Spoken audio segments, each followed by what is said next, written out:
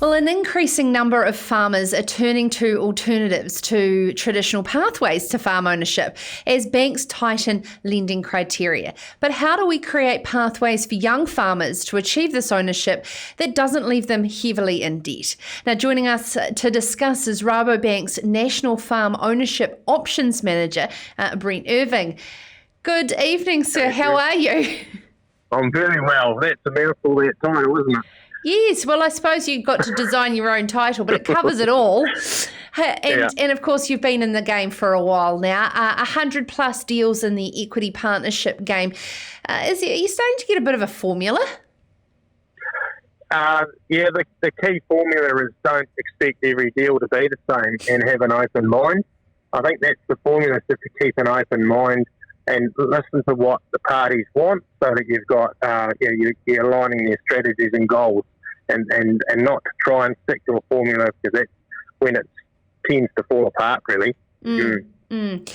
Of course, the average age of New Zealand farmers is somewhat like late 50s, early 60s, around Bob's age. How do older farmers create that gradual exit strategy while retaining a foothold and some steady income as they move into retirement, not suddenly? Well, I think the good thing now is farmers are talking about it earlier, and I suppose, and a lot of them are quite happy to actually retain some ownership in land. And especially when we've gone through these economic turmoil, land's been seen as quite safe. So they're seeing what can be done with some different farm ownership options. They're talking to their professionals and banks and so forth, and planning for that. And they're asking and keeping an eye out for some younger farmers that might be prepared to step up. And rather than potentially sell the whole farm, they're actually more inclined to look at other options compared to what they probably did 20 years ago, where the option was either to hand it down to a son or a daughter or sell it. And so they're probably just a bit more open-minded and willing to look at options. Seeing here in Canterbury the rise of lease blocks that are struggling to move with the sort of lack of foreign capital coming in, why not lease versus an equity partnership? Well, I guess leasing is still a good option, and if it's practical, and it's about just keeping that option open. But the idea sometimes is that someone might sell 2/3 of their property and lease a third of it, or they might lease a third, or whatever the example is. And what we're also seeing is where bigger groups might buy part of it and lease part of it. So the leasing option's fine, but sometimes people want more capital out than that, and they're looking to get a lump sum of capital so they can semi-retire or retire and still get an income from potentially a lease. So it's probably the combination does work. Of course, it comes down to the parties being on the same page. There must be some sort of formula, tough questions that you always sort of ask at the start on both sides of the fence, just to see if they're aligned. Absolutely, and it's probably about getting them to meet, having some good conversations. The best time that often is in the farm ute, having a look around and just seeing that the parties gel, and that someone's not in it for 5 years and someone's thinking 15, and those sort of things, and whether someone's wanting to do some capital development, as long as they need to be on the same page. If one's not wanting to do anything and the other one's wanting to do a whole lot, well, clearly you've got a problem. So generally speaking, that if you can have 3 or 4 meetings and there's a bit of a relationship built up, it certainly paves the way for a smoother transaction, really. And what about governance? Your recommendations for people to think ahead, to see this structure actually have some security for both parties? Yeah, I think the governance is one of the best things that come from some of these syndicates and equity partnerships we've put together, because there's clear guidelines. You do have regular meetings, you minute the meetings. People are held accountable for what they've said they'll do, and so the governance side of it works really well.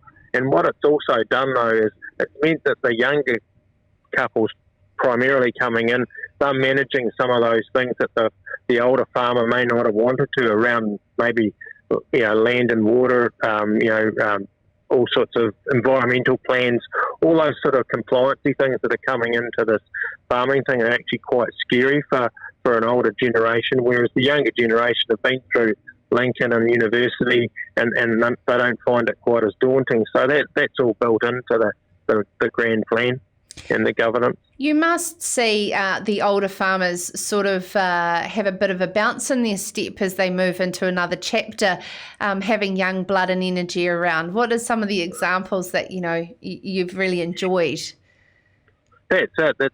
It's actually fantastic, and you could meet a few farmers that say that they've got a second wind.